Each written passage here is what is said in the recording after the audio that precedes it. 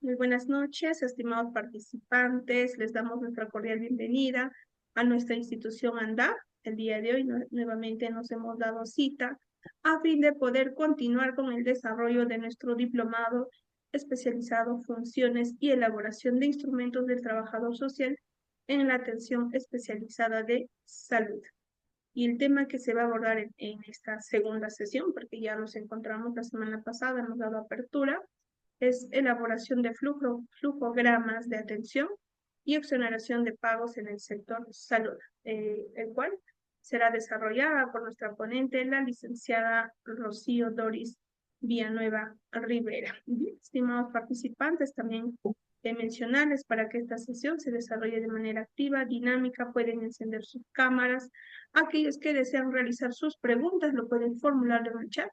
En su defecto pueden alzar la mano, se les va a habilitar el audio a cada participante. Recordarles de que las preguntas que se van a formularlo tienen que estar de acuerdo específicamente al tema que en esta sesión va a desarrollar la licenciada. Bien, con ello, licenciada, le doy el pase para dar inicio a esta sesión. Muchas gracias. ¿Qué tal? Mucho gusto poder estar con ustedes, queridas colegas y compañeras, amigas. Me da gusto que nuevamente estemos retomando nuestra actividad del diplomado. Para ello, voy a compartir pantalla, como ya me antecedió nuestra amiga. Ahora sí, creo que sí se puede visualizar. Ok, el día de hoy vamos a abordar el tema dentro del diplomado, como ya indicó nuestra amiga, vamos de funciones y elaboración de instrumentos del trabajo social en la atención especializada de la salud. El día de hoy es nuestra segunda clase, el segundo módulo, y vamos a hablar sobre la elaboración del flujograma de atención y exoneración de pago especializada en la salud. Dentro de ello vamos a hablar principalmente sobre el flujograma y también de la atención de la exoneración especializada. Dentro de ello también está el informe social. Bueno, como todos ustedes han visto también dentro del flujo o del programa, del módulo, hoy se va a hablar de flujo y del informe social. ¿Qué es el flujograma? Muchos de nosotros, cuando desarrollamos nuestra actividad, la anterior clase, habíamos hablado que es importante que nosotros como trabajadoras sociales tengamos un manual de procedimientos. ¿Para qué? Para desarrollar nuestras actividades de manera adecuada, oportuna y sobre todo nosotros podamos desarrollar nuestra actividad ordenadamente. Entonces, en ese sentido, habíamos hablado sobre el MAPRO. No sé cuántos de ustedes manejan el MAPRO o conocen del MAPRO, que es el Manual de Procedimientos de cada institución. Quiere decir que cada entidad tiene su manual de procedimientos, ¿no? Entonces, en ese sentido, el día de hoy vamos a hablar sobre el flujograma. El flujograma está y es parte del manual de procedimientos. Entonces, ¿qué es este flujograma que nosotros utilizamos bastante en el área social? El flujograma es una herramienta que se utiliza para representar las secuencias de las actividades en un proceso. Para ello, muestra el comienzo, desde dónde inicia una actividad y dónde termina, ¿no? Entonces, ¿cuál es el objetivo de la actividad? ¿Cuál es el objetivo del área de trabajo? Que puede ser consulta externa, que puede ser el área de emergencia, que puede ser también el área de hospitalización, ¿no? Entonces, hay diversos áreas donde nosotros podemos elaborar el flujograma, ¿no? Asimismo, el flujograma, de otra manera podemos entender que es una herramienta gráfica, ¿no? Entonces, que nos ayuda a nosotros orientarnos y que podamos ver cuál es primer paso, el segundo paso, el tercer paso y así sucesivamente, secuencialmente, para iniciar nuestra atención en las distintas áreas en las que nosotros desarrollándonos. Para ello es importante conocer. Por ejemplo, aquí tenemos el manual del flujograma de exoneración de pago. Esto, por ejemplo, lo he sacado de la Directiva Administrativa 2 del Instituto Nacional de Rehabilitación, ¿no? Y aquí viene su flujograma, que es la exoneración de pagos para, por ejemplo, este flujo de acá que está de manera vertical, podemos observar que es la exoneración para montos menores a igual de 100 soles, ¿no? Montos pequeños. Para ello, dice que es necesario que la trabajadora social desarrolle las siguientes acciones, ¿no? Uno, en el caso de los pacientes bien, ¿no? El usuario solicita la exoneración de pago, ¿no? Y va a la trabajadora social y verbalmente le indica, ¿no? Licenciada, necesito su apoyo y necesito la exoneración de pago de tal monto, ¿no? Y ese monto tiene que ser menor a 100 soles, según este flujograma. Entonces, el Departamento de Trabajo Social verifica el formato de calificación, ¿no? Ellos implementan, como ya tienen su formato de calificación socioeconómica, ellas aplican el estudio. Y una vez que según la escala es considerada un pobre extremo o pobre, según el criterio de la Directiva de Exoneración de Pagos, procede a efectuar el formato de exoneración, ¿no? Llena el formato de exoneración e emite a quién, al usuario o al paciente, ¿no? Y para que el paciente de manera inmediata vaya a caja y pueda efectuarse. Pero ¿a quiénes se hace la exoneración de pago? Normalmente se realiza la exoneración de pago a los pacientes usuarios que no tienen SIS. Eso estamos hablando en el MINSA, ¿no? Que tienen alguna EPS, que sean extranjeros, tal vez que no tengan SIS. También están los que tienen salud, pero que van a esa institución a tener terapias físicas y ¿no? Entonces su estudio es distinto, ¿no? Su tratamiento es distinto. Ahora, también se habla bastante, ¿por qué no hay exoneraciones en el salud? Porque lamentablemente el salud no tiene una directiva, no hay una directiva y tampoco existe dentro del manual de procedimientos del MAPRO, ¿no? Muchos conocen como MAPRO. Dentro del MAPRO no está estipulado la exoneración de pagos, ¿no? Entonces, en ese sentido, en el tema de exoneraciones de pagos solamente se trabaja con con el área con el sector de MINSA. Ahora, podemos ver aquí también, a ver, voy a minimizar esto. Como podemos ver, el flujograma de exoneración de pagos para montos a mayores de 100 soles. Por ejemplo, normalmente eso sucede cuando el paciente está internado en el área de hospitalización o en el caso de emergencia, ¿no? Entonces, en el caso de hospitalización, ¿no? El paciente va, solicita a través de un documento formal y presenta por el trámite documentario. ¿Por qué? Porque tiene una deuda en el área de hospitalización de 5.000 soles, 4.000 soles, ¿no? Entonces, pero su deuda total o los gastos hospitalarios ascendían a 8.000 o 10.000, no, 10.000 soles, ¿no? Entonces, el señor no tiene los fondos porque no ha estimado ciertas atenciones, ¿no? Dentro de su programa o su presupuesto de estancia de hospitalización del paciente. Entonces, lo que ha hecho es solicita la exoneración de 2.000 soles, ¿no? Del monto total.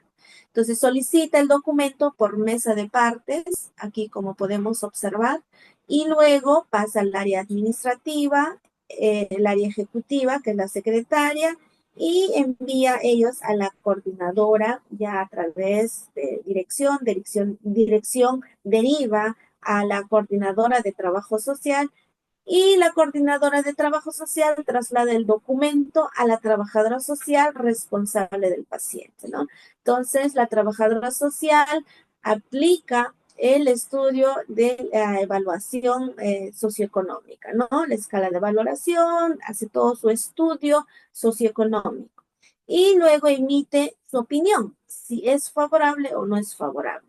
En el caso de ser pobre extremo, ¿no? Entonces hace la evaluación y la exoneración según criterio de la directiva de exoneraciones. En el caso de que no es favorable, de igual manera, regresa el trámite, el documento con la opinión de la trabajadora social donde indica paciente no requiere o no amerita exoneración de pagos, ¿no? Por tener solvencia económica, ¿no? Entonces, devuelven y responden por trámite documentario también, porque dirección emite una carta y esa carta es entregada, es notificada por correo electrónico o de manera personal al paciente. Luego, en caso de ser favorable, trabajo social lo que hace es emite y hace las boletas de exoneración. Luego presenta al área de economía, a la oficina de economía. Economía emite su opinión y exonera y deriva al área de caja, ¿no?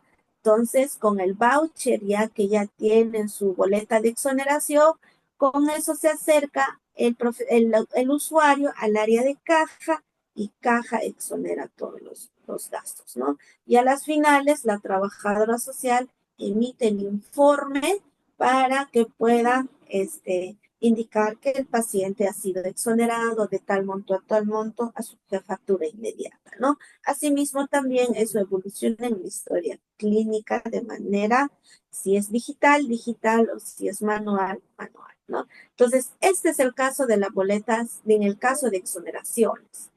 Ahora, vamos a ver, ¿tenemos dudas sobre este tema o pasamos al otro flujo que es el flujo de hospitalización? Ya hay varios flujos según el MAPRO que vamos a ver. El día de hoy vamos a trabajar el MAPRO de salud y el MAPRO del MINSA. ¿Ya? Dentro de ellos, este es el flujograma de consulta externa. Ha sido extraída este documento del MAPRO de salud del área de trabajo social. Ahora, dentro de esto nos dice, ¿no? Por ejemplo, este es el flujograma de atención ambulatoria. Quiere decir que los pacientes que vienen a atención social por consulta externa. ¿Cuál es el objetivo de esta actividad? La atención social ambulatoria realiza el profesional de trabajo social, que incluye la entrevista social, hace el estudio, el diagnóstico y tratamiento de factores sociales de riesgo que surgen en el proceso de la salud, ¿no? Que puede ser o alguna enfermedad.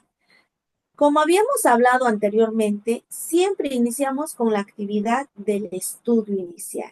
El estudio inicial siempre se inicia con la entrevista social y la ficha social, ¿no? El objetivo es identificar, como dice, los factores sociales que inciden en las condiciones de salud del asegurado, a fin de brindar atención social oportuna, eficaz y eficiente. ¿Qué puede pasar? Puede pasar que el paciente no tenga redes de apoyo, como son algunos familiares. En muchos casos se ha observado bastante que hay usuarios que vienen sin redes familiares. Quiere decir que no tienen eso, que no tienen hijos o sus hijos están en el extranjero. Puede también que sus familiares viven en provincia, ¿no? Entonces no hay con quién, o que el paciente sea solo, nunca tuvo hijos, nunca formó hogar. Entonces puede pasar esa situación. O como también puede pasar otras situaciones, como por ejemplo que el paciente haya sufrido algún accidente de tránsito y producto de eso el paciente no recuerda quiénes son sus familiares, ¿no? Entonces, para eso, la trabajadora social hace todo el estudio respectivo para que pueda ver cuáles son sus factores sociales que no le va a permitir continuar o tener una atención o una recuperación de la salud de manera oportuna. Luego, también habla, ¿cuál es el flujo? Dice acá, ¿no? Uno es que el paciente, la trabajadora social, recibe al paciente o al familiar y realiza la entrevista social y aplica la ficha de atención social. La ficha social lo hemos abordado y el estudio de caso o el estudio inicial lo hemos abordado en el primer capítulo. Por eso hablamos acá que la ficha social aquí es fundamental para realizar nuestra intervención en el área de consulta externa. Luego, las trabajadoras social revisa la historia clínica que está en el ESI. Entonces, ya está en el ESI y verifica, ¿no? El ESI es un sistema de historia clínica virtual. Mientras tanto, los que aún tienen historia clínica física pueden buscar, ¿no? ¿Cuál fue la última evolución del médico, de la enfermera, ¿no? En el caso de los que trabajan en un comunitario, de su médico psiquiatra o de su terapista, ¿no? Entonces, vamos a evaluar y determinar eso. Como cuarto punto, vamos a realizar la evaluación social y aplicar el método, las técnicas que nosotros consideramos, ¿no? Que podríamos hacer algún tipo de estudio, ¿no? Planteamos, ¿no? Posiblemente requiere una visita domiciliaria, ¿no? Otra entrevista, entrevistarse con algún familiar, ¿no? Para ver. Entonces, una vez determinado el diagnóstico social, la trabajadora social identifica los principales problemas y prioriza, según el tema que está abordando, el problema de posible solución dentro del área hospitalaria, ¿no? ¿Cómo podría manejar eso, no? Luego identifica los recursos disponibles del usuario y sus redes de apoyo, ya sea la familia, institución o de sus redes de la comunidad, ¿no? Y luego se plantea su diagnóstico, ¿no? Que puede ser paciente con, con discapacidad, con posible pérdida de empleo, ¿no? Con alto riesgo o situación de estrés por cambio de empleo, ¿no? Entonces, o puede ser algún problema que no puede resolver dentro de la institución, pero que tiene que ver con el área administrativa, ¿no? Entonces, diagnosticamos según nuestro CIE-10 que podrían ser otros problemas relacionados al prestador de servicio, que como trabajadora social ya no lo podemos manejar, ¿no? Entonces, como pueden visualizar, aquí está igual el flujo, ¿no? Recibe al paciente, realiza la entrevista, aplica la ficha y revisa los antecedentes de la historia clínica, ¿no? Entonces, todo el flujo está aquí. Toda la descripción del procedimiento podemos observar acá. Ahora, vamos a ver y vamos a hacer un comparativo en el MINSA. ¿Cómo es su manual de procedimientos del MINSA? Ahora, en el MINSA vemos la descripción de los procedimientos. Esta es la atención social a usuarios por consulta externa, ¿no? El objetivo es brindar la atención oportuna al usuario, familiar y comunidad con la finalidad de afrontar el problema social relacionado a la salud mental, ¿no? Entonces, esto es del Hospital de Salud Mental. Ay, me olvidé el nombre. Está en arte el Hospital Valdizán, Emilio Valdizán, ¿ya? Ahora, este es un macro del Hospital Valdizán. Ahora, acá podemos observar que en la consulta externa, que en su macro, ellos adjuntan su manual, su marco legal, ¿no? Y en sus procedimientos plantea lo siguiente, ¿no? Que la trabajadora social recibe el caso derivado de un área de consulta externa, mientras que en el MINSA, que en el salud, la captación del paciente puede ser de manera directa, no necesariamente derivado. Mientras tanto, aquí es derivado por el especialista o de alguna de otra unidad. Entonces, la trabajadora social, en segundo punto, desarrolla la entrevista al usuario, a la familia y define el tipo de atención que va a requerir, ¿no? Entonces, ya hace la atención asignada. Para eso, dice, tiene 15 minutos para hacer la atención. Luego realiza la evaluación social y establece el plan de tratamiento, ¿no? Puede ser según su categoría. Aquí ya plantea la categoría socioeconómica. Quiere decir que el paciente aquí ya ha sido evaluado con ficha social y la ficha socioeconómica. Los dos instrumentos ya fueron aplicados, ¿no? Luego, apoyar según evaluación sociofamiliar realizada, ¿no? Realizar orientación social al familiar del usuario para el registro integral del SIS, en el caso de realizar afiliación al SIS, o atención y aplica la FUA, ¿no? Ustedes han visto que en el MINSA se aplica la FUA, que es el formato único de atención. Luego, como punto 6, dice gestionar y coordinar con las con las redes, perdón, de soporte social, ¿no? Y comunidad. Quiere decir que el trabajo de la trabajadora social se va a centrar en que el paciente tenga la atención adecuada. Si no tiene, ¿a quién se aplica el FUA? A los del CIS. Y a los que no tienen CIS, pueden ser pacientes de la sanidad, pueden ser pacientes del MINS, de salud, ¿no? Que van a Emilio Valdizán, pues entonces ellos pueden acceder a algún tipo de exoneración, ¿no? Entonces, todo este tratamiento, dice, apoyos extramurales también están dentro de esta área, ¿no? Como por ejemplo puede ser las visitas domiciliarias, ¿no? Entonces, ¿cuál es la definición? La atención social conjunto de actividades que desarrolla la trabajadora social para tratar el problema sociofamiliar, ¿no? Entonces, referido en el tema de salud mental, ¿no? Entonces, aquí podemos observar su flujograma, ¿no? Siempre el paciente, el médico es quien deriva el caso al paciente, a la trabajadora social, ¿no? La trabajadora social recibe al paciente, hace el estudio inicial, hace la evaluación y plantea su plan de trabajo con el paciente. Puede ser educación en su domicilio, talleres, terapia sociofamiliar, ¿no? Las actividades que la trabajadora considera. Si va a hacer algún tipo de exoneración de pago, si va a desarrollar algún tipo de orientación o reinserción laboral, reinserción académica, le va a hacer acompañamiento en el proceso de certificado de discapacidad y luego va a orientarle para la obtención del carnet CONADIS, no sabemos, ¿no? Entonces, todo eso la trabajadora social se plantea en consulta externa.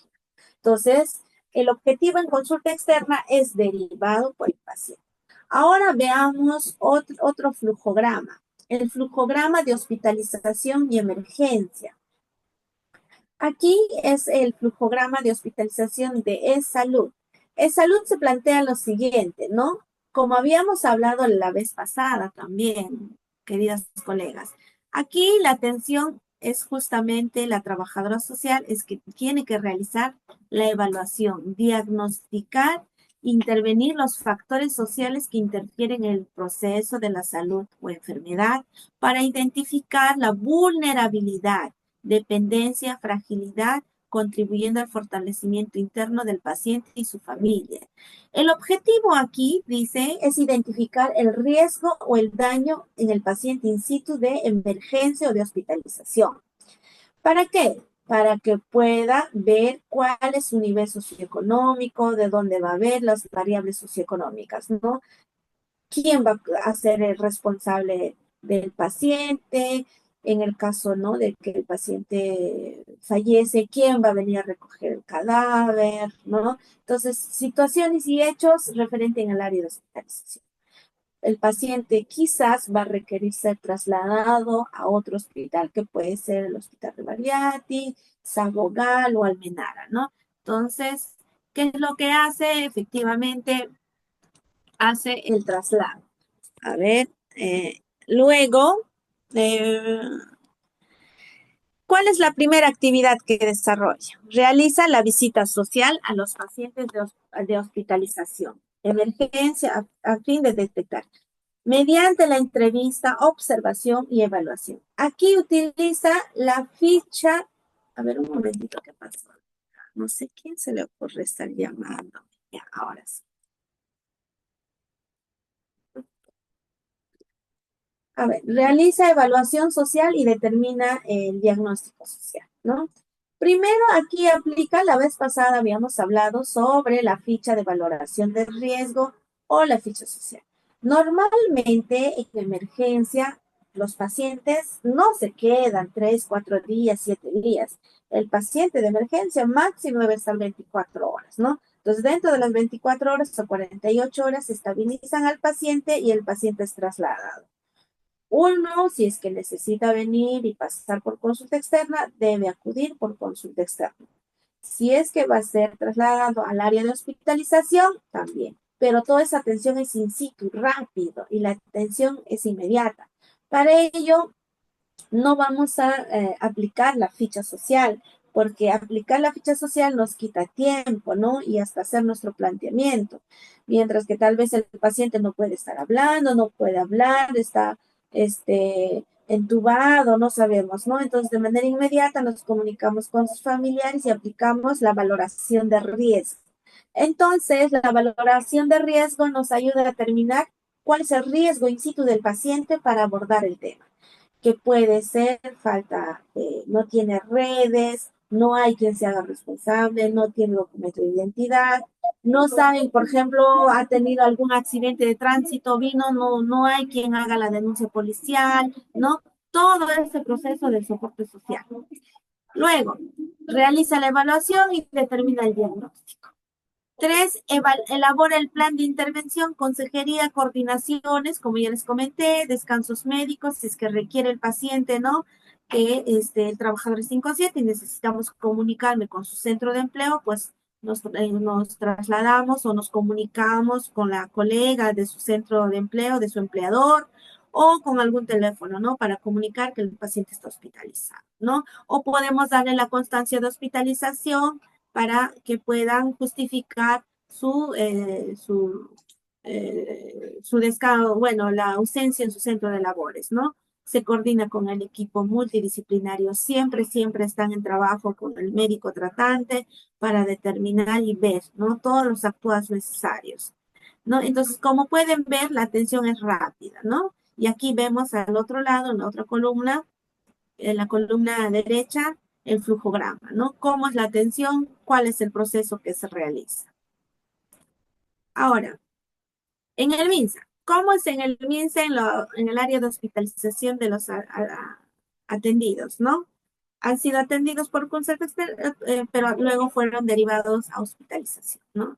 Acá pueden ver el objetivo también de ellos es realizar la evaluación social al usuario para su hospitalización, ¿no? Quiere decir que este paciente posiblemente se va a hospitalizar porque está dentro a ver, ley 276, ley de emergencia para atención de salud, puede ser exonerada de atención de salud. No, en salud no hay exoneración para nada, nada.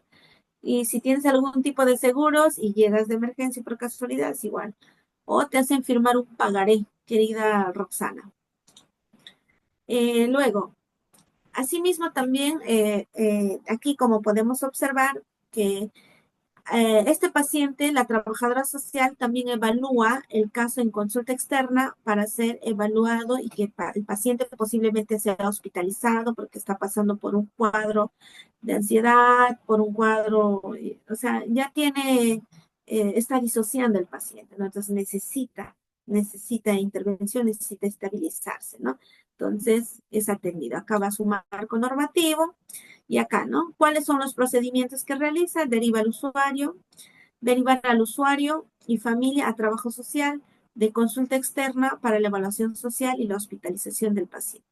La trabajadora social deriva el caso a su colega al área de hospitalización para que realice el estudio social, evaluar el soporte familiar y los problemas de riesgo del posible abandono, ¿no? Posiblemente tenga algún tipo de abandono, ¿no?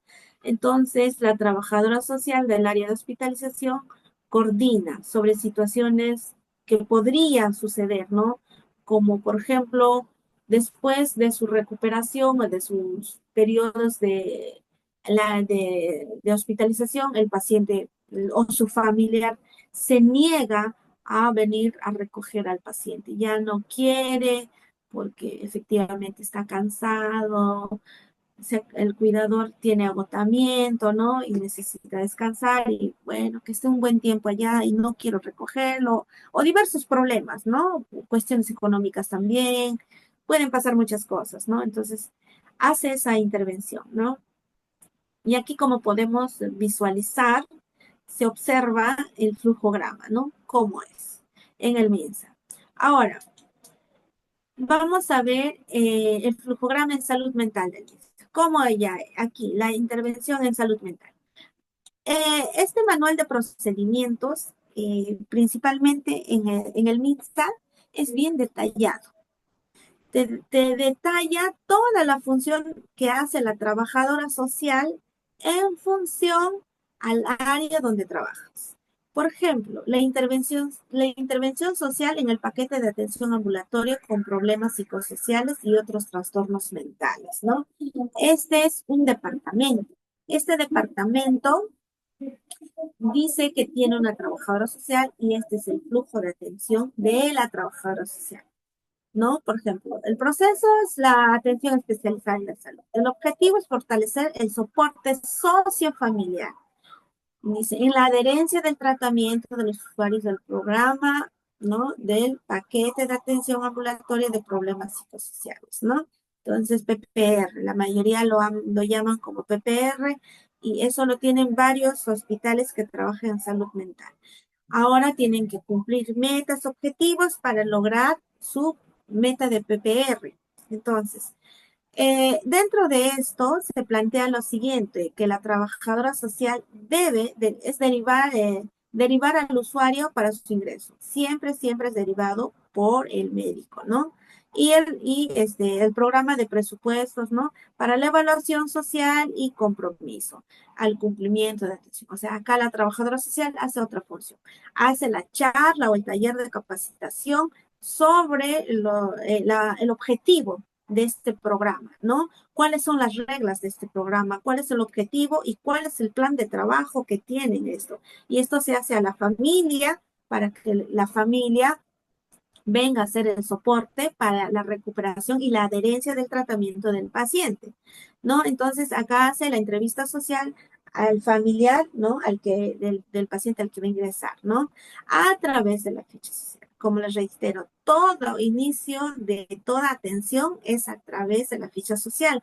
Como ya les comenté, la columna vertebral de nuestra intervención siempre es la ficha social.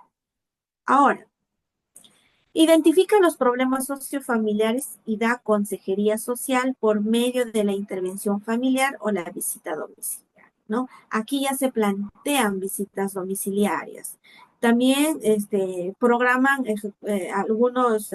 ellas, las trabajadoras sociales, hacen programas y ejecutan consejería social, visita domiciliaria según el paquete de atención. Dentro del paquete de atención puede ser considerado 3 atenciones en trabajo social, de las cuales sí o sí 2 visitas domiciliarias, como sería para el estudio inicial y para el día del alta, ¿no? Porque dentro del proceso es que la trabajadora social ha trabajado, en el caso de que sean estudiantes, el área de estudio, cómo organizar, cómo trabajar, cómo debe estar el ambiente, cómo debe percibir y cómo debe apoyar la familia respecto al tratamiento del paciente, ¿no? Entonces, para que el día del alta el paciente sea adecuado su ambiente de su casa, ¿no? De su vivienda, ¿no?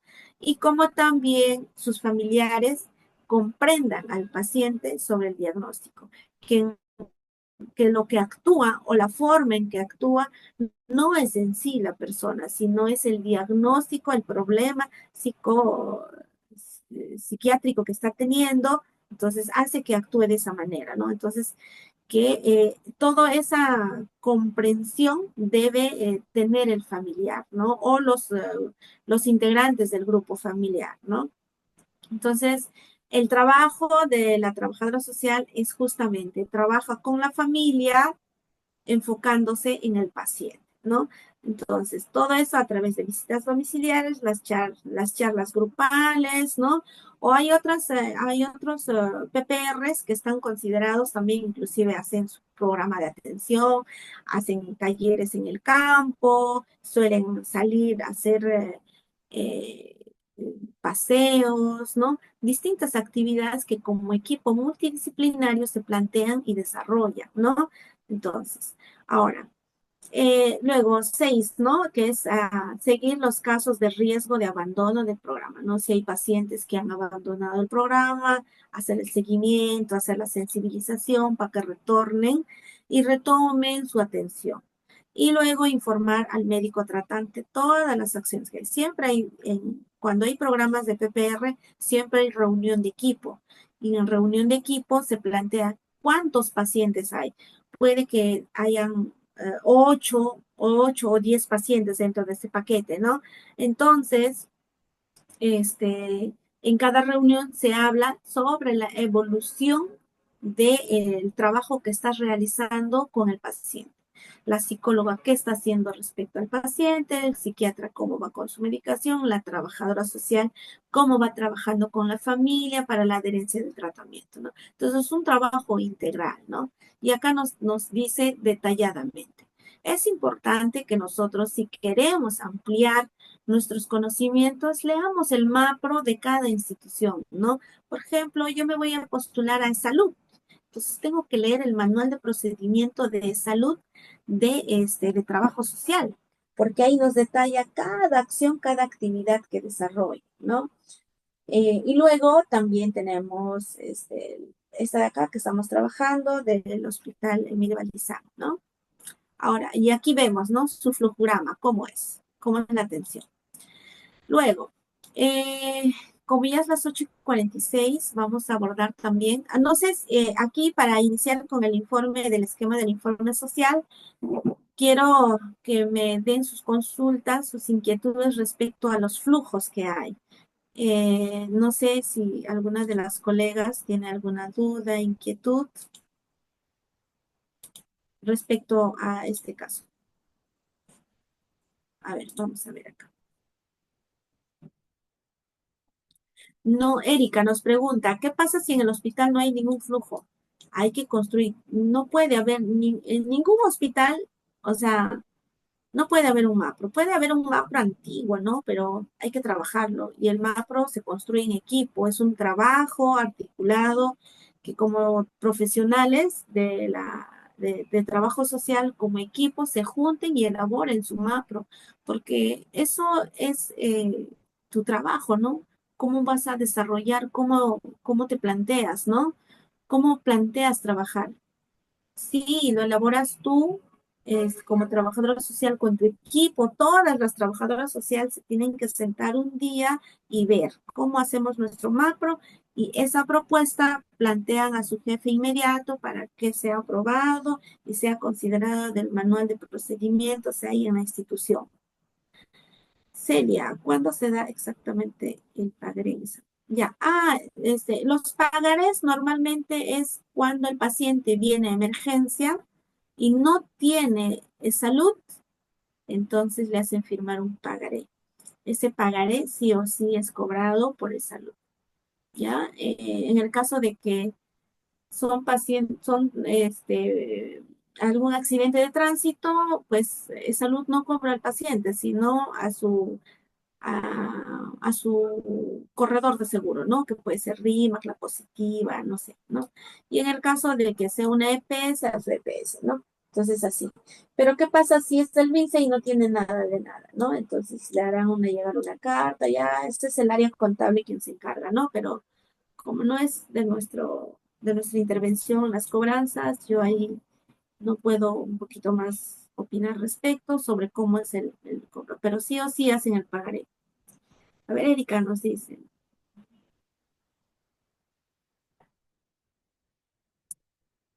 Erika nos dice que solamente son dos trabajadoras sociales y son nuevas las dos.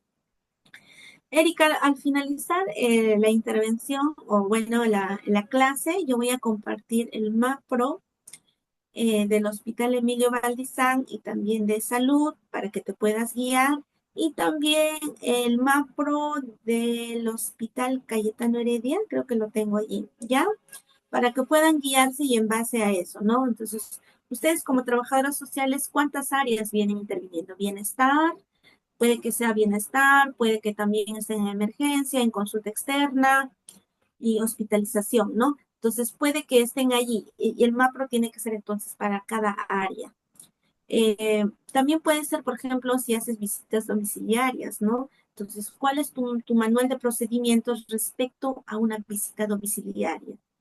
Eso, ¿no? Cuando vas a hacer donación de órgano, ¿no? Te piden donación de órgano, donación de sangre, todas las áreas, cada área que tú desarrollas o desarrollas o haces tu intervención tiene que tener su manual de procedimientos para que vean qué cosa y cuál es tu flujo, porque no puedes trabajar así con los ojos vendados, ir a ciegas y ver cómo voy, ¿no? Entonces, te, te voy a facilitar el manual de procedimientos para que te guíes y en base a eso construyas tu manual. Es un trabajo netamente de gabinete, pero es necesario porque como trabajadoras sociales tenemos que ver que nuestra profesión sea respetada y eso implica tener esto en nuestro manual, queridas colegas, ¿no? Entonces, trabajar en base a esto. A ver, ¿hay alguien más que quiera? A ver, Celia, ¿qué pasa si un paciente no tiene familiares en salud, a pesar que su seguimiento y sus familiares no viven en esa misma región y nadie se hace cargo del paciente? ¿Qué se puede hacer? Normalmente, ustedes saben, queridas colegas, por regla general, eso nos han enseñado, y bueno, creo que eso también por lógica, ¿no? No hay un ciudadano en situación de abandono total. Siempre, siempre tiene primos, amigos, compañeros de trabajo o vecinos. Entonces, nuestra labor es justamente eso, búsqueda de las redes. Buscamos las redes. Se le ha pasado una vez un caso de un paciente que vino, adulto mayor, que vivía totalmente solo, ¿no? Vino un señor X, y este señor era pensionista de la ONP, el paciente. Vino este señor, lo trajo al hospital Angamos y lo dejó ahí. Y cuando el señor efectivamente, el que le trajo, firmó que él se va a ser responsable del paciente. Y luego le dan de alta, el señor pensaba que el abuelito ya iba a fallecer, ¿no? Entonces, pero el abuelito estaba 6 meses en el hospital y nunca vinieron a recogerlo. Se hizo todos los actuados necesarios para derivar al área del adulto mayor, ¿no? Y luego, inmediatamente, hacer todas las indagaciones, ¿no? Sin embargo, esta persona, ¿cómo es la gente, no? Esta persona, mi colega fue a hacerle reiteradas visitas domiciliarias y encontró a este señor a quien le trajo al hospital. Y resulta que este señor estaba cobrando todas sus pensiones de 800 y tantos soles del paciente que estaba hospitalizado, ¿no? Entonces, pero no quería cuidar al paciente, ya vivía en la casa del paciente, ¿no? Pero cada vez que iba a la visita domiciliaria, el señor nunca salía, ¿no? Entonces, ¿qué hizo? Ya hacer todos los actuados de manera legal, en el Departamento del Adulto Mayor del Ministerio del Ministerio de la Mujer y Poblaciones Vulnerables, ¿no? Eso es lo que ha ocurrido respecto al caso. Ahora, buenas noches. ¿Y nos puedes pasar información? Sí, Juan Tarciso, ah, todos los documentos que yo siempre comparto, que son los MAPROS o los documentos importantes, siempre estoy compartiendo y envío a ANDAP para que ANDAP les envíe, ¿no? Ustedes han pagado, están recibiendo su tarifa, ¿no? Su matrícula y se les entregan el paquete de la matrícula, estas herramientas. Kelly, en el hospital que laboro no contamos con MOF. MOF, el MOF es el reglamento, el manual de procedimientos, pero Dentro de esto del manual del MAPRO, yo sugiero que puedas construir, querida colega. Te va a ayudar bastante a que puedas ordenar tu trabajo y que también tu trabajo sea reconocido, querida colega. Entonces, eso te recomiendo y como les reitero, yo estoy compartiendo todas las herramientas que yo, con las que yo estoy trabajando y dictándoles las clases a cada uno de ustedes a través de ANDA, ¿ya? Gloria, ¿qué procedimientos se aplican cuando el paciente es abandonado por la familia? Ok, voy a compartir el macro del área de pacientes en abandono, ¿ya? A ver, un ratito, para poder ver. Cuando son pacientes NN extranjeros, ¿cómo podemos seguir? Ya, vamos a ver el manual de procedimientos en caso de pacientes en situación de abandono, ¿ya? Porque acá hay uno. Todo lo que usted explica no se da en todos los hospitales de atención. Por ejemplo, en mi trabajo empieza desde la consulta externa y en emergencia, donde tenemos la información del paciente. Solo que usted explica es muy amplio. Nosotros somos autónomos en nuestras exoneraciones de pacientes sin seguros. No interviene economía y hacemos en el mismo día, porque usted explica que transfiere. No, a ver, si viene en familia es una emergencia. Si hemos explicado acá, Blanca, retomamos, ¿ya? En respuesta a Blanca y luego a los demás chicos sobre NN. Aquí. Mira, acá el Instituto Nacional de Rehabilitación ha hecho su manual de procedimientos para caso de exoneraciones de montos a 100 soles. Es más rápido, así como refiere la colega. Viene el paciente, solicita de manera verbal a la trabajadora social y la trabajadora social evalúa el caso, con el formato de la calificación socioeconómica, hace la calificación socioeconómica, entonces hace la calificación y dice, sí, ok, te exonero y toma tu boleta de exoneración y va a caja, exonera y que te den todos lo que te va a exonerar, ¿no? Las atenciones o lo que te va a exonerar. Eso es en caso de menores de 100. Esto es necesario que ustedes tengan. ¿Por qué? Porque puede tener o pueden entrar ustedes a un proceso de auditoría. ¿Y qué pasa? Ustedes saben que todo insumo o todo recurso del Estado es auditable. Y no, ustedes no pueden decir, no, yo no puedo trabajar así. Por eso es que nosotros tenemos que manejar nuestras herramientas de gestión, colegas. Esta es una herramienta de gestión que ustedes lo tienen que construir. Está bien lo que ustedes están haciendo, es igual que el INR que tiene esta exoneración, pero dice menores a monto de 100 soles. Pero ¿qué pasa si es un monto mayor de 2.000 soles, 3.000 soles o 300 soles, ¿no? Pero esto es de acuerdo a al criterio de evaluación que las trabajadoras sociales del Instituto Nacional de Rehabilitación han considerado. Ellas han elaborado este SUMAPRO en base a a su historial de sus pacientes, ¿no?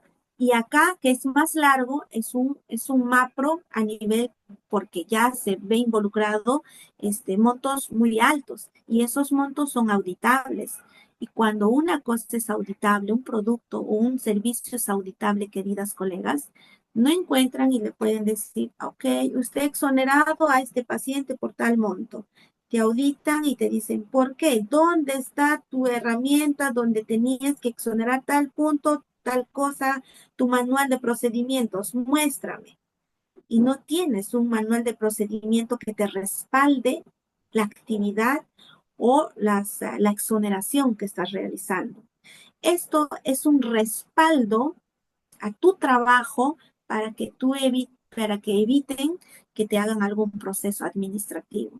Puede que en el trabajo hay un sinfín de problemas, ¿no? Puede que tengas algún problema, por ejemplo, con tu jefe inmediato, con tu otra colega, ¿no?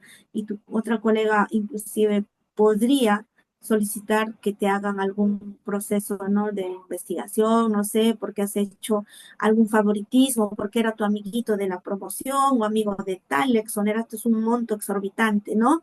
Entonces, no, ok, va a ser auditado esta atención, ¿no? Y no tienes con qué fundamento respaldarte. Y ese fundamento es este documento. Este documento te sirve para que puedas decir, ¿no? Yo me estoy rigiendo a mi MAPRO. Mi MAPRO me indica esto y aquí está mi MAPRO y este es el trabajo que hice. Mi evaluación social fue esto y se refleja en el MAPRO, ¿no? Entonces, eso es eh, lo que nos permite esto, queridas colegas. A ver, el link de asistencia, eso lo van a ver con las chicas del ingreso, ¿ya? A ver qué va a decir la clase. Sí, Brenda, la clase está grabada. Solo hay que pedir. Ya, vamos a ver sobre los pacientes NN. Voy a tener que ver acá el manual de procedimientos.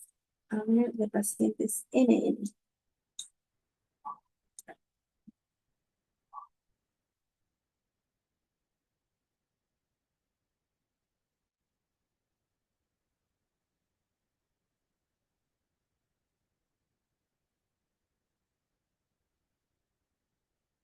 Esta es hospitalización, visita domiciliaria, visita de trabajo social y centro laboral, consejería social y evaluación sociofamiliar, terapia familiar. Hay un montón. Ellas hacen terapia familiar, terapia grupal, ¿no? Y intervención sociofamiliar, seguimientos de casos, educación grupal, los talleres, ¿no? Aquí creo que está. A ver, déjame visualizar. Pacientes en situación de abandono. Por ejemplo, el INR también dentro de su flujograma tiene su manual de procedimientos para exoneración de pacientes en abandono o que hayan fallecido dentro del área de hospitalización. En ese caso, la exoneración es el 100% cuando fallece. Bueno, eso creo que también ya sería lógico, ¿no? Estar cobrándole a los duelos, a los duelos que estén pasando y cobrarles montos exorbitantes, ¿no? Déjame ubicar un ratito, por favor, el manual de procedimientos de pacientes, eh, tratamientos de niños, mm, ambulatorios, pacientes en atención ambulatoria. A ver, ya, acá. Aquí vamos a visualizar. Voy a dejar de compartir y voy a compartir esta página de acá.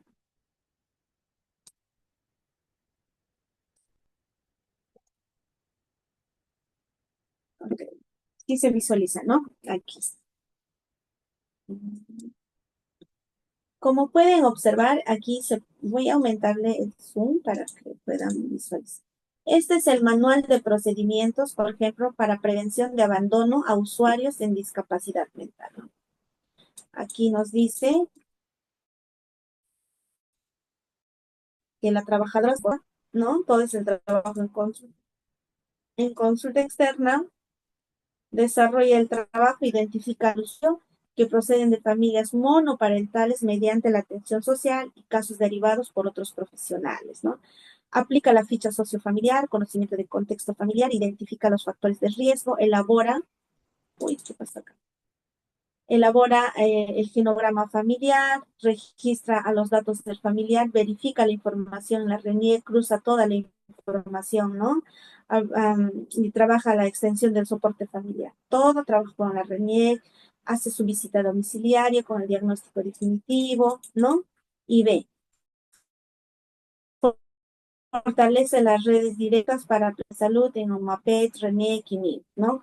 Entonces, ellos trabajan de aquí de manera articulada. Y acá habla, ¿no? Aplica la ficha sociofamiliar, factores que persisten al abandono de algún familiar, elabora genograma familiar para ver los factores de posible abandono, ¿no? ¿Por qué estarían abandonando?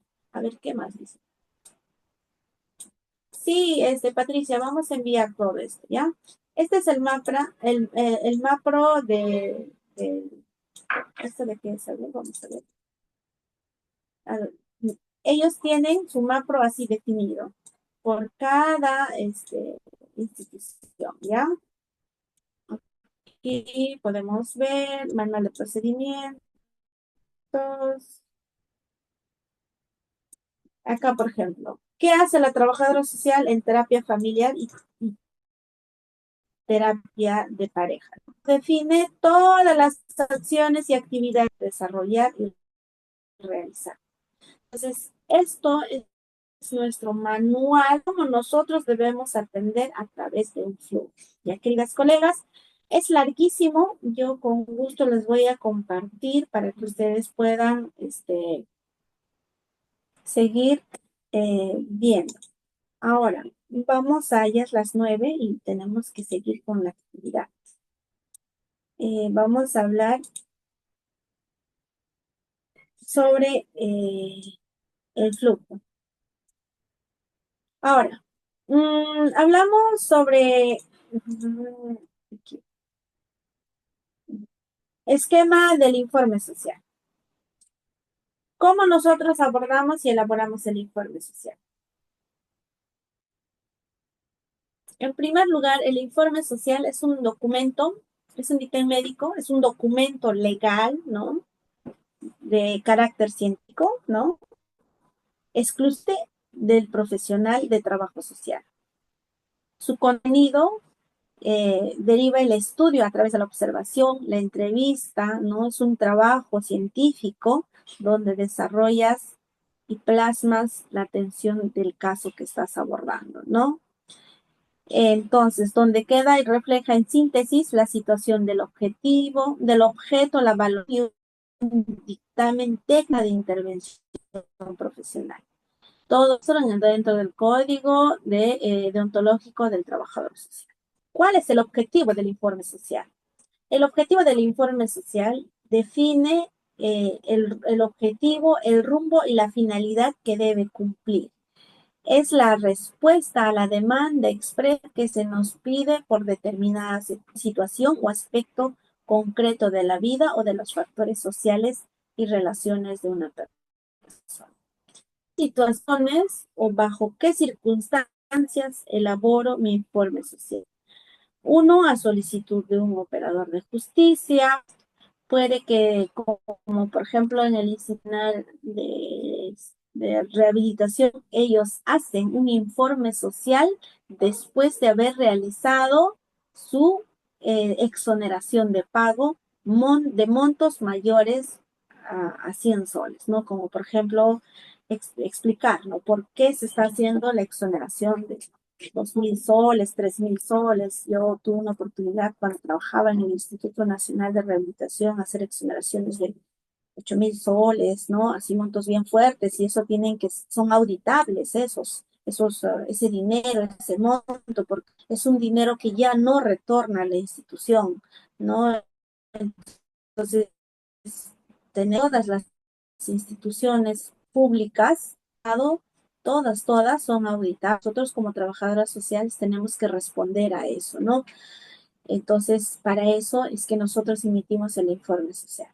También emitimos el informe social cuando vamos a solicitar algún tipo de donación, porque dicha ONG o institución o área o otro hospital requieren de nuestro informe social. También el informe social nos permite responder a alguna necesidad. Sí, querida Ros. Ros nos pregunta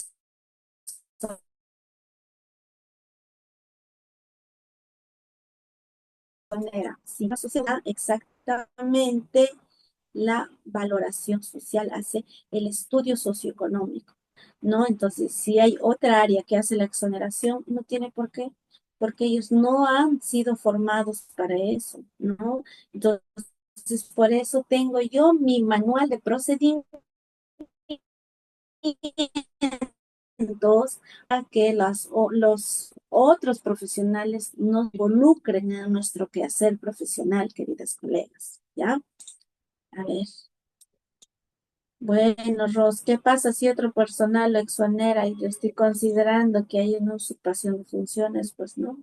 Y depende de ti cómo te haces respetar como colega, ¿no? Ahí en dicha institución, ¿no?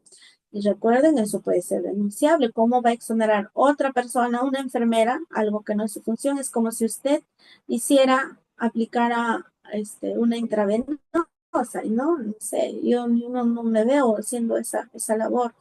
Yo no me veo poniéndole no sé, haciendo cateterismo a mi paciente en emergencia, porque no es mi función. No es mi función. Bueno, querida Rosa, eso ya hay varias, ya, esas cositas sí ya lo tienes que ver con asesoría legal. Bueno, retomemos al objetivo del informe social. Es establecer, el objetivo también del informe social es establecer qué datos y qué información hay que transmitir. Consiste, por tanto, en plasmar en el documento escrito la realidad observada y analizada, ¿no? Entonces nosotros observamos y analizamos la situación del paciente. Ahora, tipos de informe. Hay tipos de informe social según el nivel de intervención. Individual, que hace alusión a la persona o la persona que es. A nivel grupal, cuando el objetivo del informe afecta a varias personas, ¿no? Y a un grupo. Por ejemplo, antes, no sé si ahora, antes tenían bastantes usuarios o pacientes extranjeros en situación de vulnerabilidad para solicitud social porque su familia ha excedido su permiso de permanencia acá en el Perú y necesitaban exonerar los pagos y venían a servicio social o a trabajo social a solicitar el informe social, ¿no? Entonces venía una y se desarrolla y se realizaba el informe social, pero dentro del informe está el grupo familiar, ¿no? Que puede ser familia extensa o nuclear, ¿no? Y se hacía informe receptivo. Ahora, ese es el grupal. Y el IVA, por ejemplo, voy a solicitar audífono para mi paciente, es individual respecto al paciente, ¿ya? Por su diseño previo, también tenemos modelos de informe social tipificado, que es existen informes sociales que se realizan cumpliendo un modelo predeterminado en los distintos apartados, que acompañan de opciones de tipo entre las. Es decir, que el modelo de informe tipificado ya es más estructurado, ¿no? Más estructurados, como podemos ver cuando un operador de justicia nos solicita un documento bien desarrollado, ¿no? Está enfocado a la solicitud o al petitorio de, ¿ya? Entonces, modelos de informes abiertos, pero estos son, pero con estructuras preestablecidas. Estos modelos indican las cuestiones que deben ir incluidas en el informe, pero las respuestas son abiertas, ¿no? Que puedes ampliar o tu sugerencia puede ser grande, ¿no? Amplia, ¿no? Por ejemplo, si viene a solicitar el informe de una persona que ha sido víctima de violencia, ¿no? Y te solicita el informe social porque ha venido a hacer su tratamiento en dicha institución, tu solicitud es de un tema y respondes a ese tema, ¿no? Ese es tu informe tipificado, mientras que en el informe abierto planteas que se den medidas de protección o que también puede venir para psiquiatría, ver varias opciones, ¿ya? Sin modelo previo, es lo que normalmente nosotros, la mayoría de mis colegas utilizan, que existe un modelo anterior a su edición, ¿no? La profesional desarrolla de forma libre, acorde a la temática, ámbito en el que se encuentra, ¿no? Entonces, no hay una establecida. Sin embargo, queridas colegas, en las instituciones, tanto del MINSA y de salud, tienen su modelo de informe. He visto también en otros trabajos, intervenido cuando era más junior, bueno, más junior, cuando era junior, ¿no? Sí, habían colegas que hacían informe, ¿no? Y anterior a ella había otra colega, tenía su modelo de informe esa colega. Y luego había otra colega, ¿no? Colegas que me antecedían y las tres tenían distintas estructuras de informe social. Y obvio, cuando yo llegué a trabajar ahí también, obviamente apliqué mi informe. ¿Por qué? La institución no había modelo de informe social donde sea reconocido nuestras herramientas y sea aprobado por resolución para que sean validados todas nuestras herramientas tienen que ser validadas, queridas colegas, ¿ya? A ver, vamos a pasar aquí antes que nos gane la hora. con pacientes de tuberculosis. También el modelo, como le comento, querida colegas, ¿ya? Hay modelos estándares. Por ejemplo, en el hospital, dos modelos de informe social, uno que es para el área de TB, perdón, para el área de donación de sangre, y yo el que manejo, que es la de audífonos, ¿ya? Ahora, tips previos antes de hacer el informe social. Muchos de nosotros nos aburre y es agotador hacer el informe social, porque no nos gusta redactar, nos gusta estar en campo, hacer acción, hacemos por acá, caminamos, hacemos gestiones, hacemos papeleos, estamos en eso, en el área de la sesión. Pero nos mandan a hacer el informe social, ¿no? No nos gusta, pero es necesario. Uno de ellos es, antes de elaborar el informe social, es recomendable que hagamos algunas preguntas fundamentales. ¿Qué quiero transmitir en mi informe social? ¿A quién va a ser dirigido? ¿Para qué va a ser elaborado nuestro informe social? ¿Tengo todos los datos que necesito para hacer mi informe o requiero entrevistar al usuario o al paciente? ¿Es necesario o no el consentimiento de la persona usuaria? ¿No? ¿Será necesario? No. ¿Me solicitan un informe social o otro tipo de informe? ¿O me estarán solicitando informe de seguimiento y yo estoy pidiendo el informe social? ¿No? Lo otro es respecto al informe social como proyecto global. Nos debemos enfrentar a cada informe social como un proyecto único. Cada informe es distinto, adaptado a la finalidad que persigue, siempre fundamentado con un diagnóstico social. Queridas colegas, ahora, fases de la elaboración del trabajo social. Uno es el estudio previo, ¿no? Que ya hemos realizado a través de nuestra ficha social. Realizar del informe social es necesario orientar el trabajo al objetivo del mismo, ¿no? Se inicia la fase de estudio aplicando las metodologías y técnicas, ¿no? Como es la visita domiciliaria, entrevista, observación. Si requieres hacer análisis documentario, realizas, ¿no? Si vas a desarrollar tal vez entrevistas en su domicilio, ¿no? Tienes que hacer el estudio previo, documentarte, tener información, aplicar tu familiograma, otros que lo llaman, ¿no? Sin fin de cosas, ¿no? Luego en la elaboración, en la fase de acción del informe de su traslado, con la máxima confidencialidad posible. No hacer opinión, no hacer comentarios que yo interpreto, digo, no redactar el documento o la elaboración del informe con creencias mías, teniendo estereotipos, no, neutral, ¿ya? Sin hacer juicio de valor, aquí correctamente. Hay que evitar hacer los juicios de valor, cuidar el aspecto formal del mismo, redacción, lenguaje y estructura. Serán veraz, de acuerdo a eso, vamos a ver, ¿ya?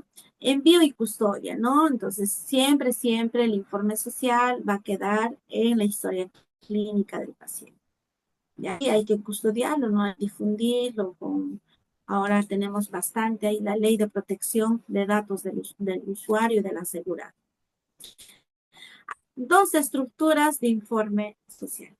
El anexo número 3, que es el informe, el modelo de informe del área de salud, ¿no? Acá dice nombre del paciente, DNI, tipo de seguro, teléfono, domicilio, servicio, antecedentes. Antecedentes, ¿por qué estoy haciendo el informe social? ¿Para qué? ¿Quién me ha pedido? ¿Por qué razón estoy haciendo? Situación familiar, ¿no? Luego, situación económica, situación laboral, situación de salud, situación vivienda, diagnóstico social y las recomendaciones del caso. Ahora, en el MINSA, que es el informe social número 3 de 2020, nos da esta estructura, ¿no? Casi lo mismo, ¿no? Conclusiones, recomendaciones, ¿no? Antecedentes, ¿no? Aspecto socio, familiar, económico, aspecto de salud, conclusiones y recomendaciones, ¿no? Acá ya no ven el MINSA, ya no le importa en dónde trabajas, ¿no? Lo que le importa es tu aspecto económico y cómo es tu dinámica familiar y tu salud, las recomendaciones. Ahora, veamos algunos ejemplos, que es importante. Siempre hay que guiarnos con los ejemplos. Deberíamos dar la hora. Estoy aquí.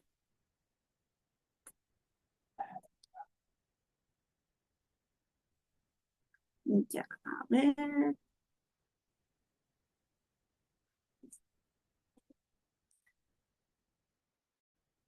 Voy a dejar de compartir y voy a compartir los modelos.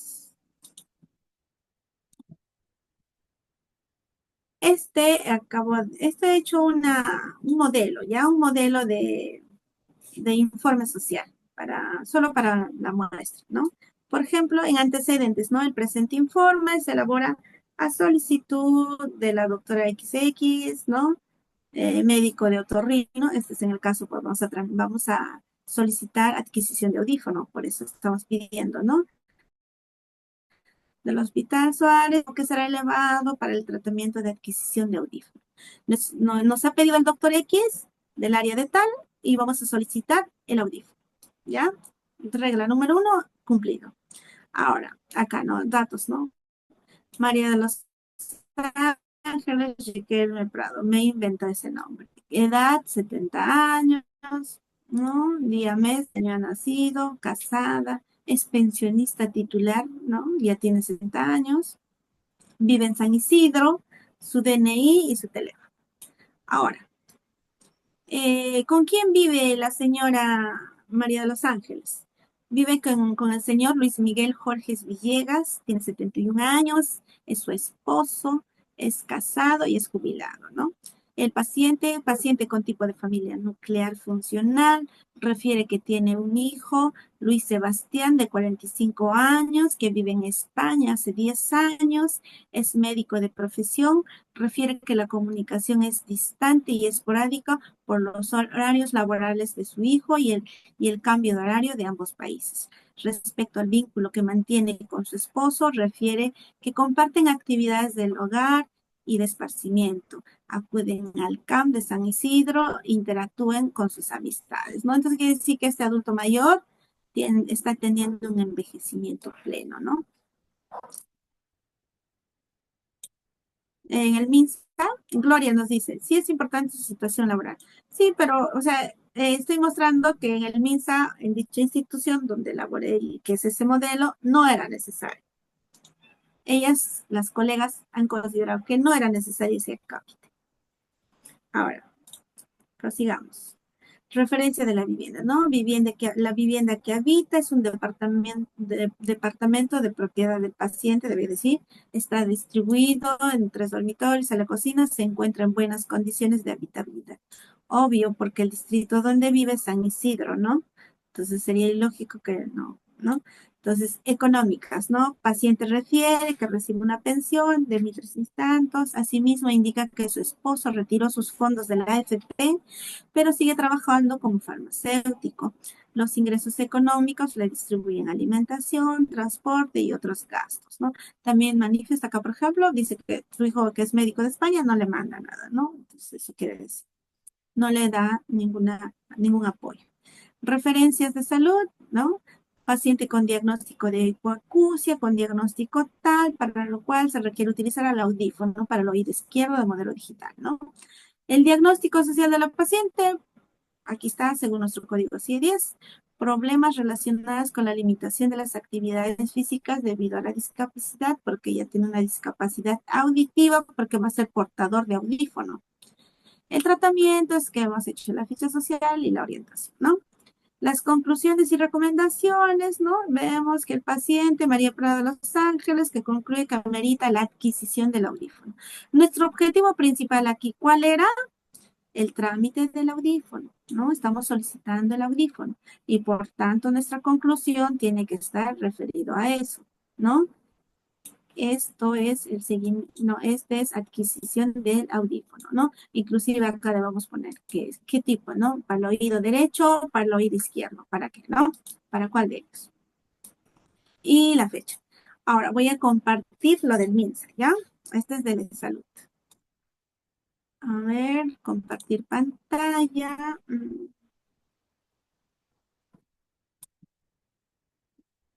Acá vemos lo del MINSA. Un ejemplo. Esto también lo acabo bueno, lo he construido para orientarnos, ya queridos colegas. No, el paciente, informe tal, ¿no? Para José Carlos Valdivia Reyes, fecha de ingreso, tal año, que vive en Lurín, ¿no? Su teléfono, su celular del familiar. Acá, ello es importante. acá ellos ponen esto, ¿no? Diagnóstico médico. Acá está esta diferencia que hay en el MINSA y en la redacción del otro, ¿no? Y dice, ¿no? Insuficiencia respiratoria por COVID. Antecedentes, ¿no? Paciente referido al Hospital 2 de Mayo, que ingresa con dificultad para respirar a pocos días de haber recibido tratamiento de COVID, ¿no? Se brinda orientación social y coordinación de actividades propias del servicio para su estancia hospitalaria y consejería social para sus patrones de higiene, ¿no? Entonces, la función de nosotros es hacer la orientación y consejería para que en todo el proceso de estancia hospitalaria el paciente pueda mejorar. Eso ha sido el objetivo, informar cómo ha sido durante ese proceso. Entonces, evaluamos acá aspectos, ¿no? Paciente con tipo de familiar extensa, con 7 miembros del grupo familiar, vive en condiciones de hacinamiento, la familia en etapa de duelo por fallecimiento de 2 miembros del hogar, posiblemente de COVID, ¿no? Paciente poco comunicativa, en nivel educativo de la familia es de secundaria completa, ¿no? Entonces, ahí vemos, ¿no? Aspecto económico, ¿no? Paciente iletrada y dependiente económicamente de sus hijos y yernos. Refiero que los aportantes a la canasta básica familiar son asumidos principalmente por su yerno, quien tiene una tienda de mecánica de carros y venta de repuesto. Por otra parte, su hijo Carlos es quien brinda apoyo en compra y vestimenta, en la compra de vestimenta y recreación, ya que es soltero y sin hijos, ¿no? Ahora, aspecto de la salud, se ha considerado, ¿no? Paciente ingresa con insuficiencia respiratoria post-COVID, ¿no? Los profesionales de la salud realizaron la atención respectiva. Estamos informando acá. ¿Por qué hacíamos este informe? Porque todo paciente post-COVID tenía que salir con un informe social donde indica cómo ingresó, cómo mejoró, cómo recuperó y su tratamiento. Sus conclusiones. Paciente se recupera favorablemente, se realiza seguimiento de caso a través de llamadas telefónicas, ¿no? Y luego las recomendaciones. Siempre hacer seguimiento a través de vía telefónica para ver cómo va mejorando el paciente. A ver, acá nuestra querida colega. Sí, colega, sí los voy a compartir. Ok, todo con ANDAP. Ya tienen que escribir ANDAP para que ellos les compartan el modelo de informe. Bueno, hasta aquí. ¿Dudas, inquietudes? Queridas colegas, el informe es necesario que el día de hoy hemos abarcado el informe social así ligeramente, porque muchas veces y anteriores clases sobre la elaboración del informe social. Entonces, a eso vamos, ¿ya, queridas colegas? Este es el modelo. A ver, dudas. Celia, muchas gracias. Eh, ¿Alguna otra coleguita más? ¿Alguna duda, inquietud?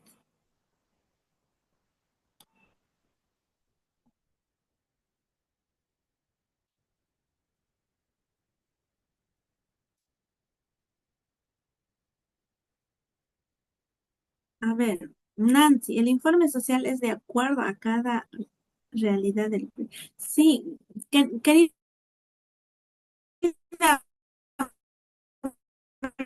estructural, tiene que estar todas tus herramientas de gestión, todas, tienen que estar validadas. Esa validad es a través de un lugar donde tu director te dice, ok, licencia, ficha social, esta es tu estructura, entonces todas las asistentes sociales, a partir de hoy en adelante, esta ficha y esta es su estructura. Esto es su informe social y esto van a trabajar. Esta es su escala de valoración de riesgo, esto es de acá. Este es tu macro, todas tus herramientas de gestión tienen que ser reconocidas a través de una resolución directoral. Como les reitero, y como les vuelvo a dar el ejemplo de mis anteriores colegas cuando yo trabajaba en un comunitario. Había una colega, es más, su ficha social ella había implementado, la colega que me antecedió había implementado su ficha social y su informe social y mi ficha de seguimiento, ¿ya? La otra colega, así. Cada colega que venía, cada colega que traía su propia herramienta, ¿no? Entonces, eso era el problema. Para evitar eso es que tenemos que homogeneizarnos en cada institución. Queridos colegas, Sí, tienen que tener reconocimiento, por eso ustedes como equipo de trabajadoras sociales tienen que sentarse a conversar y ver y trabajar entre todas y decir, ok, este es el esquema que vamos a trabajar. Ok, pero hay varios programas, el programa de exoneraciones, el programa de tal, el programa de tal, tal, tal, ¿no? Consulta externa, todos los programas a los cuales ustedes tienen, incluido TBC, todo y ellos los mandan. Es más, pero creo que en TBC, en el programa de TBC, ellos tienen su propio esquema, porque el programa de TBC y VIH tienen, es como es un programa de atención, tienen sus fichas ya elaboradas. Les sugiero que busquen el manual, no sé si se llama manual de procedimientos ay, no me acuerdo el nombre directiva, ay, me he olvidado, se me fue el nombre de la herramienta, ¿ya? Pero es necesario que ustedes tengan. Ya, en un centro de salud, ¿quién es el que valida? El director de tu red.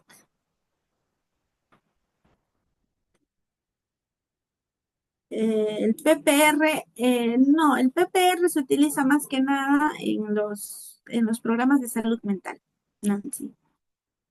A ver, Ross, ¿el informe social necesita de algún visto bueno? Sí. Cuando tienes una coordinadora, tu tu informe social tiene que tener el visto bueno de tu jefatura inmediata. Si tienes coordinadora de trabajo social, pero si no eres coordinador, obviamente tú nada más. A ver, ya. Janet Beatriz Machaca, ingreso por primera vez, aunque alcancé que la última parte, muy buena la ponencia. Gracias, muchas gracias. Revisen todo el proceso. Les voy a enviar el mapro de las dos instituciones y de Cayetano.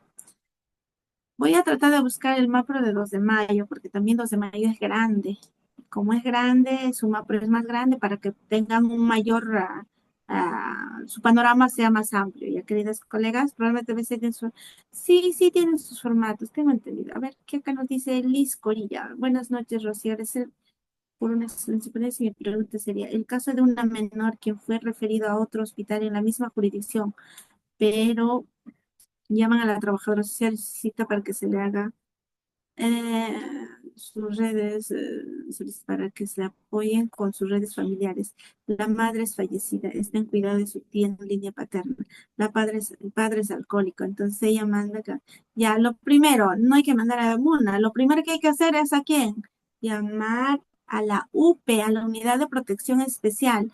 ¿Para qué? Para que la UPE solicite, deriva el caso, haz tu estudio, tu informe social y inmediatamente deriva tu caso a la UPE y la UP va a elaborar a través de ese equipo multidisciplinario conformado por la trabajadora social y va a hacer todos sus actuados y el abogado del equipo multidisciplinario va a solicitar medidas de protección de la menor.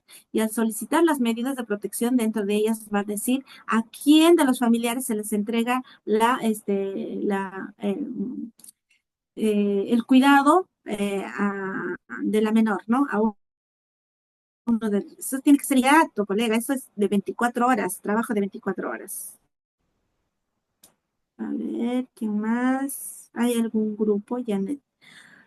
Sigan ANDAP, queridas colegas. El programa TVC y Carga pertenece a PPR, es un programa de presupuesto. ¡Ay, qué bueno! Mira, me da alegría, Erika. Buena información, muy bien. Nancy, voy a investigar más de eso ya, querida coleguita Erika. A ver, Nancy, hay programas con tamizaje neonatal, planificación, tiene PPR. Excelente. Tiempo que ya no trabajo en el MINSA, debe ser eso. Ellos cuentan con su ficha social ya establecida por el MINSA. Interesante, muy bien, muy bien. Qué bueno que como les comento, colegas, hay colegas que de verdad trabajan duro, trabajan bien. Y yo, por ejemplo, como les comento, yo cuando era junior trabajaba así, bueno, yo venía, trabajaba con mi metodología, así, salía de ese trabajo, iba a otro trabajo, igual, implementaba mi propia metodología, mi flujogramas, pero en mi mente, nada establecido hasta que llegué a trabajar al Instituto Nacional de Rehabilitación. Creo que ahí fue mi escuela y donde aprendí todo. La licenciada Valenza, ellas me han enseñado un montón, a las cuales tengo mucho agradecimiento. Ellas, del Instituto Nacional de Rehabilitación, ellas se reúnen a la semana una vez para que hagan y vean ellas cómo van mejorando. Entonces yo recuerdo que yo iba todos los jueves a las reuniones. Ahí aprendía un montón de ellas, porque ellas, con ellas aprendí a hacer la directiva de exoneración de pagos, con ellas aprendí a hacer la escala de valoración, con ellas aprendí a construir varias herramientas a las cuales hoy en día les enseño a ustedes también y también los aplico en mi quehacer profesional, ¿no? Entonces nos facilita bastante. Claro, obviamente, mi aporte, mi plus mío es ya a nivel, ¿no? A la experiencia que hoy tengo también, ¿no? Porque nuestras colegas, ¿no? Que eran mayores ya, ellas tenían dificultades con el tema de la computadora, ¿no? Entonces mi plus como joven era justamente eso, ¿no? Todas las ideas que ellas tenían, yo lo plasmaba en un Excel, yo lo planteaba en un Word, en un Excel, y en la siguiente propuesta yo enviaba, les decía, licenciada, ¿es esta la idea que tenían? Sí, ok, está bien, Rocío, hay que hacer esto. Rocío, puedes agregar esto, otra opción, otra tal, y trabajamos en equipo. Y el trabajo era bien, bien fructífero porque es un trabajo de gabinete donde compartes y aprendes. Ellas aprendían de mí desde mi experiencia de joven y explotaban bastante mi conocimiento respecto en la computación y también en la computadora y algunos temas de manejo del Internet, de datos estadísticos, ¿no? Y ellas también con su expertise profesional van viendo, ¿no? Cuáles son sus casos de ellas. Decían, no, pero va a haber este problema porque ya hay esto, ya hubo tal problema así o tal antecedente, ¿no? Entonces, ese es el trabajo de gabinete de discusión que tienen que tener. Discusión no implica que tengan algún cruce de palabras o cosas así, ¿no?